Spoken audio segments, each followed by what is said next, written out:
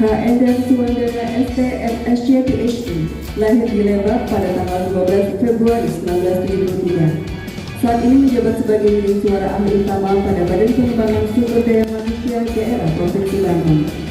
Pendidikan Sarjana Ilmu Kelautan Bapak Suwandana ditempuh di Universitas Diponegoro. Pendidikan Magister Tropical Aquatic Technology di Universitas Bremen, dan pendidikan doktoral bidang International Development and Cooperation di Hiroshima University.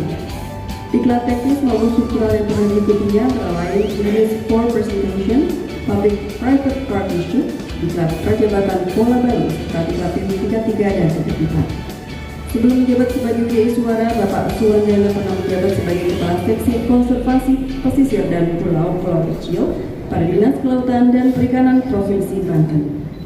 Spesialisasi kompetensi Bapak Suwandana antara lain ekologi lingkungan, geographic information system, serta penulisan karya tulis ilmiah. Demikian riwayat hidup orator. Selanjutnya Ketua Majelis Orasi akan memandu jalannya orasi. Kepada Ibu Ervi Mutmainah dengan hormat dipersilakan. Terima kasih Pak Redi. Pak Fidan sudah siap ya? Baik.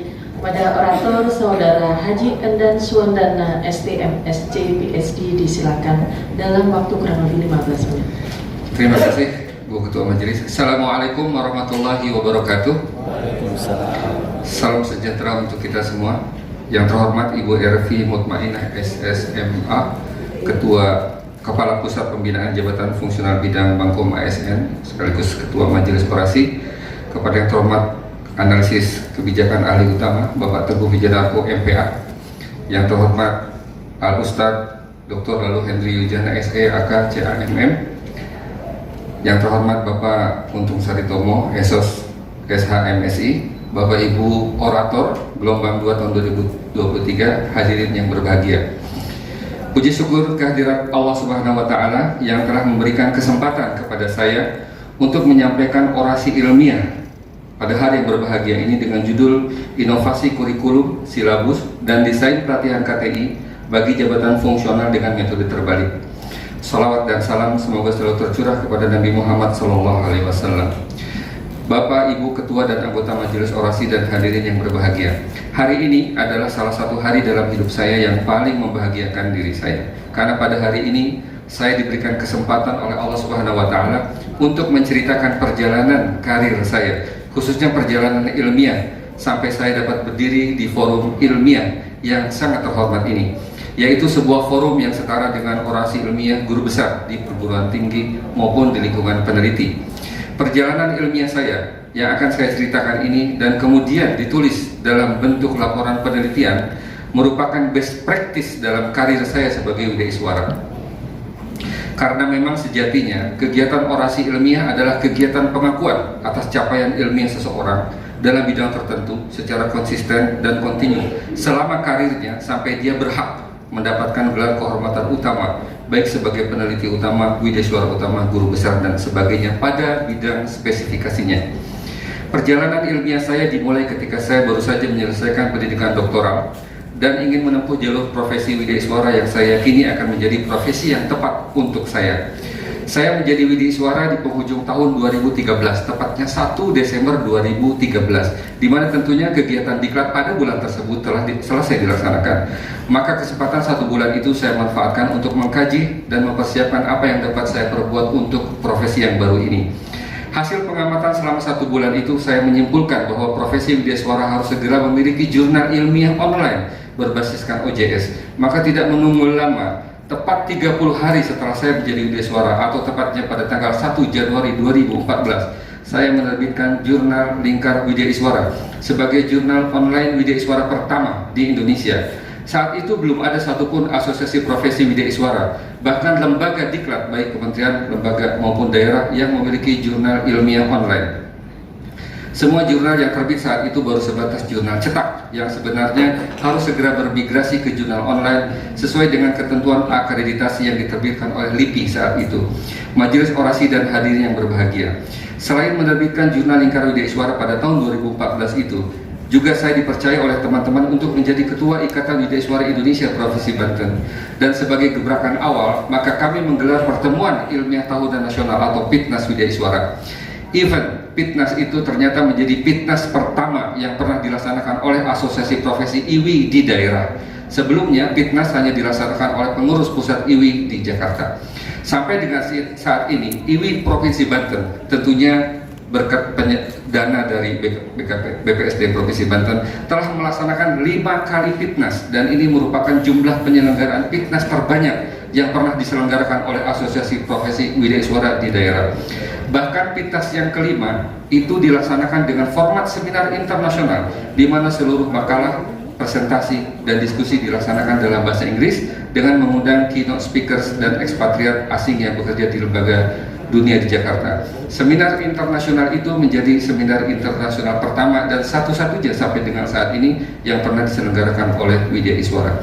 Majelis orasi dan hadirin yang berbahagia, berbekal pengalaman dalam mengelola jurnal Lingkar Widya Iswara yang saat ini telah masuk tahun ke-10 dan telah menerbitkan tidak kurang dari 120 artikel serta 5 kali penyelenggaraan Pitnas yang telah menerbitkan 372 paper, ditambah dengan pengalaman saya sendiri menerbitkan 70 artikel di jurnal terindeks Scopus dan 35 paper di jurnal nasional, maka saya mengamati bahwa kualitas karya tulis Widya Iswara baik di Juliwi maupun Pitnas sebagian yang masih jauh di bawah standar. Maka sejak saat itu saya berusaha untuk menemukan inovasi metode pembelajaran yang efektif agar para Widya Iswara dapat menulis KTI secara cepat, produktif, dan sesuai dengan standar penulisan di jurnal ilmiah. Jika hal ini tidak dilakukan, maka akan sulit bagi Widya Iswara untuk menembus jurnal terakreditasi. Literatur sebelumnya pun menyebutkan bahwa menulis artikel ilmiah memang dialami oleh para Widya Iswara, guru, pustakawan, mahasiswa, dosen, peneliti, dan sebagainya. Bahkan lebih jauh, Elvindri dan Wiryawan menyatakan bahwa jumlah publikasi ilmiah di Indonesia masih sangat rendah. Sejauh ini sebenarnya telah banyak kegiatan pelatihan penulisan KTI yang dilakukan dalam meningkatkan kemampuan menulis KTI. Beberapa di antaranya dilakukan di kalangan mahasiswa sarjana, pasca sarjana, guru, dosen, peneliti, serta Widya Iswara. Sayangnya, sebagian besar pelatihan penulisan KTI itu masih terfokus pada penyampaian aspek teoritis mengenai konsep KTI dan bagaimana merancang penelitian. Hasil temuan yang bernilai kebaruan. Untuk menjawab permasalahan di atas, maka dalam perjalanannya dikembangkanlah kurikulum pelatihan penulisan KTI dengan metode berpikir terbalik atau disingkat sebagai metode terbalik. Ya, sesuai dengan namanya, metode terbalik mengajarkan peserta pelatihan bukan dari menyusun judul dan merumuskan masalah, tetapi dimulai dari mencari data dan mengolah data. Metode terbalik ini menjadi novelty saya dalam mengembangkan metode pelatihan penulisan KTI yang kemudian menjadi viral setidaknya di beberapa lembaga pelatihan. Kurikulum pelatihan KTI dengan metode terbalik ini lebih menekankan praktek daripada teori atau 70 versus 30 dengan melaksanakan prinsip learning by doing. Kurikulum tersebut terdiri dari 12 materi praktek, yaitu pertama, pada hari pertama pelatihan, langsung melakukan pencarian data, melakukan pengolahan dan analisis data, menuliskan hasil analisis, mengembangkan diskusi dan pembahasan, menulis kesimpulan, menyusun daftar pustaka, mencari jurnal ilmiah target dan mengunduh template-nya, baru menulis metodologi, pendahuluan, abstrak dan kata kunci, merumuskan judul, baru kemudian mengirimkannya ke jurnal ilmiah. Ini metode terbaliknya. Metode ini pertama kali diuji cobakan di BKPSDMD Provinsi Kepulauan Bangka Belitung dengan peserta berbagai kalangan pejabat fungsional termasuk Widya Iswara. Hasilnya cukup lumayan karena 90% peserta berhasil menyusun naskah KTI dan langsung dikirimkan ke berbagai jurnal ilmiah sesaat sebelum penutupan diklat. Bahkan ada satu naskah diantaranya yang berhasil terbit di jurnal ilmiah terakreditasi Sinta 4, sekarang Sinta 2, yaitu Jurnal Al-Islam. Naskah ini ditulis oleh seorang guru SMA Negeri 1 Pangkal Pinang, yaitu Ibu Pilih Karini, yang sebelumnya sama sekali belum pernah menulis KTI. Diklat ini cukup dianggap sukses karena diklat-diklat sebelumnya biasanya hanya dapat meningkatkan kemampuan pengetahuan kognitif saja. Sedangkan pada diklat ini, peserta selain berhasil mengirimkan naskah KTI-nya ke jurnal ilmiah sebelum penutupan pelatihan dilakukan, namun juga berhasil menerbitkannya di jurnal ilmiah. Cerita keberhasilan Ibu Pilih Karini ini telah viral di lingkungan Widya Iswara BKPSDM Kepulauan Bangka Belitung dan beresonansi di lingkungan Widya Iswara nasional, khususnya Widya Iswara alumni Pitnas. Narasi yang berkembang adalah bahwa metode pelatihan yang saya kembangkan ini telah berhasil menjadikan seseorang yang tidak mengetahui apapun tentang jurnal pada hari pertama pelatihan, tapi hanya dalam waktu 4 hari pelatihan berhasil menyusun naskah KTI dan berhasil menerbitkannya di jurnal terakreditasi. Keberhasilan ini berlanjut pada pelatihan-pelatihan angkatan selanjutnya di Kepulauan Bangka Belitung, yang keberhasilan ini saya tulis pada Jurnal Penelitian Pendidikan UNY Sinta 3 2019. Majelis Orasi dan hadirin yang berbahagia, saya merasa beruntung karena selanjutnya saya mendapatkan surat dari Kepala Pusdiklat BPS RI untuk menjelaskan metode terbalik yang viral itu, untuk kemungkinan dapat diterapkan pada pelatihan penulisan KTI bagi pejabat fungsional widya suara, statistisi, dan peranata komputer di lingkungan BPS seluruh Indonesia. Singkat cerita, BPS percaya dengan metode saya itu dan memberikan kesempatan kepada saya untuk menerapkannya di Pusdiklat BPS pada 3 angkatan KTI secara klasikal. Majelis Orasi dan hadirin yang berbahagia, berikut ini hasil dari 3 angkatan pelatihan KTI di Pusdiklat BPS, yang tidak hanya mengagetkan saya sendiri sebagai pencipta metode ini, mengagetkan pihak penyelenggara, dan bahkan mengagetkan para peserta pelatihan itu sendiri, karena capaian yang dihasilkan pelatihan ini kami rasa sangat luar biasa. Keberhasilan pada 3 angkatan pelatihan KTI yang kemudian saya angkat menjadi topik orasi ilmiah saya ini. Dari tabel 1 dapat dilihat bahwa persentase naskah yang akhirnya berhasil diterbitkan di jurnal ilmiah makin meningkat dari 35% menjadi 51%, dan terakhir pada angkatan ketiga yaitu 71%. Perlu ditekankan di sini bahwa seluruh naskah itu dibuat hanya dalam waktu 4 hari saja, yaitu selama pelatihan berlangsung. Tentunya ini merupakan sebuah capaian yang luar biasa. Belum lagi capaian dari sisi kualitas artikelnya. Mungkin ada yang menyangka bahwa kualitas paper mereka tidak bagus karena hanya dibuat dalam waktu 4 hari saja. Tapi dugaan itu terbantahkan dengan melihat data bahwa artikel para peserta pelatihan hampir sebagian besarnya, yaitu sekitar 93%, berhasil terbit di jurnal-jurnal terakreditasi nasional selanjutnya.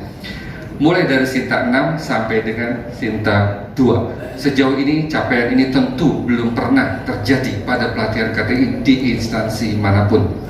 Selain kedua capaian yang sangat fenomenal ini, tentu diukur juga capaian-capaian lainnya, yaitu capaian kognitif yang dibuktikan dengan peningkatan nilai post-test dari pretest, peningkatan kemampuan praktis dan menulis KTI.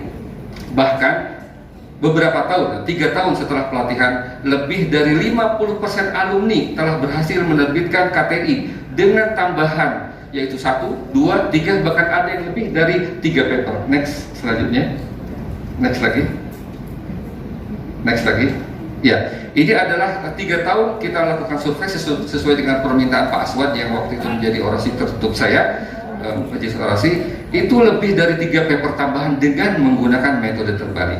Majelis Orasi dan hadirin yang berbahagia, dalam perjalanannya, keberhasilan kurikulum pelatihan KTI dengan metode berpikir terbalik ini akhirnya sampai juga pada telinga beberapa penyelenggara pelatihan, baik di pusat maupun daerah, sehingga metode ini dapat terimplementasikan di beberapa tempat seperti pada tabel 3 berikut ini. Selain berupa workshop, pelatihan metode terbalik juga disampaikan dalam bentuk seminar sehari dalam tabel selanjutnya. Agar keberhasilan dari metode terbalik ini bermanfaat bagi akademia di tanah air, maka metode ini saya tulis pada beberapa jurnal. Yang pertama adalah Jurnal Ajar Universitas Riau Sinta 4, pada Seminar Nasional Widya Suara di BPSDM Provinsi Jawa Barat, pada Jurnal Monas BPSDM DKI bersama dengan Ibu Kapus di klub BPS pada saat itu, Dr. Eni, yang saat ini menjadi Kabiro SDM BPS. Lalu setelah kegiatan praorasi atau tertutup, saya terbitkan di jurnal Edu Maspul Sinta 4. Majelis Orasi dan hadirin yang berbahagia, manfaat dari temuan kurikulum metode terbalik dengan penerapan konsep 70-30 untuk pelatihan KTI ini telah terbukti memberikan manfaat bagi pengembangan kompetensi ASN, terbukti dengan terbitnya artikel para peserta pelatihan di jurnal-jurnal terakreditasi. Metode ini juga memberikan kontribusi bagi pengembangan ilmu pengetahuan dengan ditemukannya metode cepat produktif untuk menulis KTI. Metode ini juga tentunya memberikan manfaat bagi profesi widya iswara, karena melalui metode ini widya iswara dapat diandalkan untuk memberikan bimbingan pada pejabat fungsional lainnya, termasuk dosen dan peneliti, sebagaimana tadi sudah pernah diajarkan juga di beberapa perguruan tinggi. Kesimpulan dan rekomendasi, Majelis Orasi dan hadirin yang berbahagia, akhirnya saya dapat menyimpulkan bahwa metode terbalik yang dikembangkan untuk pelatihan penulisan KTI ini dikatakan efektif karena dapat meningkatkan kompetensi peserta pelatihan baik dari sisi teoritis, praktis maupun peningkatan motivasi atau afektif. Bahkan metode ini memberikan dalam jangka panjang memberikan dampak karena 50% alumni pelatihan berhasil menerbitkan paper tambahan dengan metode terbalik. Saya merekomendasikan kepada lembaga-lembaga pelatihan di KLD untuk dapat mencoba menerapkan metode terbalik ini pada pelatihan KTI untuk meningkatkan kompetensi KTI para ASN di lingkungannya secara cepat dan produktif. Ucapkan terima kasih. Saya mengucapkan terima kasih sebesar-besarnya kepada pejabat Gubernur Banten beserta jajarannya, Pak Sekda, Pak Kepala BPSDM. Nggak gampang ya Pak sampai ke sini menyusun formasi dan sebagainya. Kepada Kepala LAN, Pak Deputi, Ibu Ervi, Pak Iwan, Bu Diana, Bu Yohana, semualah pokoknya, Pak Dwiki. Kemudian kepada Kepala Pusdiklat BPS tentunya yang saat ini sudah berganti dari Ibu Eni dan jajarannya, Pak Munawar Asikin dan semuanya. Kemudian Ibu Is Mulyaningsih dan Ibu Sauda yang menemani saya pertama kali ke Bangka Belitung dalam menciptakan metode ini. Makasih Bu Is hadir di sini. Kepada teman-teman Widya Iswara yang saat ini menjadi pendamping terbanyak, ada 10 orang hadir di sini. Terima kasih. Akhirnya, kepada yang terhormat Ketua dan anggota Majelis Orasi Ilmiah, saya ingin menyampaikan bahwa Widya Iswara adalah salah satu profesi yang sangat penting bagi perkembangan ASN. Profesi ini membutuhkan Widya Iswara ahli utama di bidang-bidang spesifik, sebagaimana juga di perguruan tinggi yang membutuhkan guru-guru besar di bidang spesifik. Saya melihat ada potensi untuk melakukan sedikit inovasi pada pengukuhan orasi ilmiah Widya Iswara, yaitu dengan mengukuhkan seorang Widya Iswara ahli utama dengan menyebutkan bidang spesifikasinya, sebagaimana juga terjadi pada profesi lain. Saya melihat selama ini bahwa banyak sekali para Widya Iswara dari mantan eselon 1 dan 2 yang telah berhasil membuat legacy dan inovasi di bidang teknis mereka masing-masing, dan juga dari para Widya Iswara karir yang secara konsisten dan terus-menerus mengembangkan pelatihan teknis, bahkan sampai ada Widya Iswara yang memiliki hak paten di bidang pertanian misalnya. Namun sayang, orasinya justru tidak menggambarkan capaian ilmiah yang kontinu itu, karena orasi harus terkait dengan penelitian tertentu. Padahal justru tacit knowledge, inovasi, legacy, selama mereka berkarya secara kontinu dalam bidang spesifik itulah yang dibutuhkan generasi ASN selanjutnya. Dengan adanya sedikit inovasi, pengubahan pada pola pengukuhan orasi ilmiah, mudah-mudahan profesi Widya Iswara dapat memiliki Widya Iswara ahli utama di berbagai bidang spesifik, keuangan, kedokteran, lingkungan, kependudukan, KPU-an dan sebagainya. Untuk itulah Majelis Orasi yang terhormat, dengan berbekal capaian ilmiah yang telah saya lakukan sebagai sumbangsi saya bagi bangsa dan negara dalam bidang publikasi ilmiah, maka kiranya Majelis yang terhormat berkenan untuk dapat mengukuhkan saya sebagai Widya Iswara ahli utama, apalagi dengan menyebutkan bidang publikasi ilmiah sebagai spesialisasi keahlian saya, atau Widya Iswara ahli utama bidang publikasi ilmiah. Maka tentunya hal ini akan bermanfaat untuk saya sendiri, untuk profesi Widya Iswara, dan juga tentunya untuk lembaga administrasi negara sebagai instansi pembina, karena dengannya LAN akan memiliki direktori Widya Iswara ahli utama di berbagai bidang spesifikasinya. Demikian orasi ilmiah ini saya sampaikan, kurang lebihnya saya mohon maaf. Terima kasih atas segala perhatiannya. Assalamualaikum warahmatullahi wabarakatuh. Waalaikumsalam.